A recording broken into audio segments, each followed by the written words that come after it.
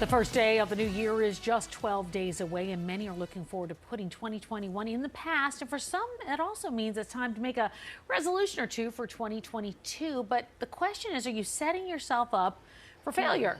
Thanks for staying with us. I'm Tamsen Fidel. I'm Vanessa Freeman. Yes, studies show that only 9% of folks stick to their resolutions all year long. You may have better luck reaching your goals if you ditch the resolutions altogether. Yeah, well, joining us to talk more about it and help us make some positive change is psychotherapist Dr. Robbie Ludwig. Robbie, thanks for being here with us. Thank you for having me. Well, let's talk about it. So we say it every year, like resolutions, they sound really good. We make all these plans, we make these declarations, but they really don't work for a lot of people. So why is that? It's true. About 90% of people make resolutions and fail. And it's almost designed to make us fail because we give ourselves a start date. Usually these goals are very lofty and very big. And the key thing is that it relies on motivation. And what we know is that our feelings change. And what happens is if we don't stick to this very strict whatever goal that we have for ourselves, we often consider it a big fail and go back to our regular behavior. Speaking of which, Robbie, let's talk about the top resolutions here. So the top goals are to increase exercise, lose weight, eat healthier, and learn a new skill. You say setting a New Year's intention is better than these really super specific goals. So what does that mean?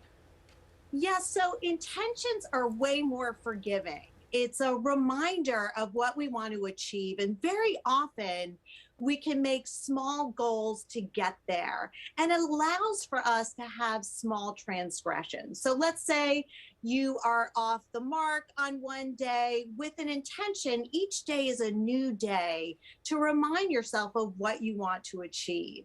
And success builds on success. So even if we are not good one day, we have another day to remind ourselves of our intentions. And usually big goals are made by making small changes on a regular basis. Well, I thought this was interesting. You say pick a word or an idea for the year. Can you explain that? Because I like that idea. It feels attainable, right? Yes.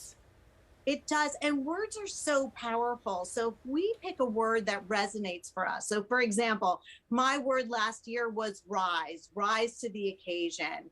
It's something that we could remind ourselves about. It's almost like a self-affirmation where we can think about what we want to create for ourselves, whether it's strength, resilience, kindness.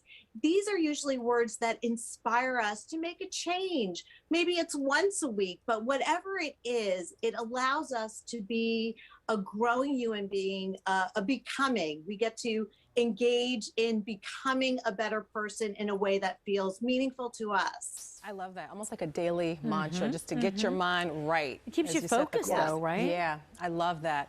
Robbie, you mentioned this earlier. You know, we're bound to slip up. A lot of people, obviously, they beat themselves up and they fall off the horse. But how can some people combat those feelings instead of digging themselves further into the hole? We would be so much better off if we realize whatever we want to create for ourselves will have peaks and valleys. So we will have moments of failing. We will have moments of transgression, and we need to plan for that. So what do we do when we are not at our best? Maybe we need to give ourselves a break. Maybe we need an accountability person to support us. Maybe we need a support group or to journal.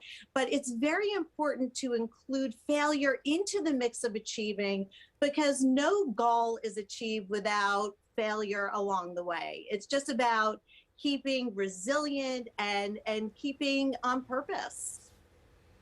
Robbie, thank you so much. It's always good to see you. 2022 is not too far away, and so I gotta think of my word. Yeah, we gotta think of a word. Do you know your word this year? I don't. I have to think about it. Okay. But I'll let you know as soon as I know. All right, good. I might share that. All right. Thank you so much, Dr. Robbie Ludwig. Happy holidays and Happy New Year. Happy holidays too.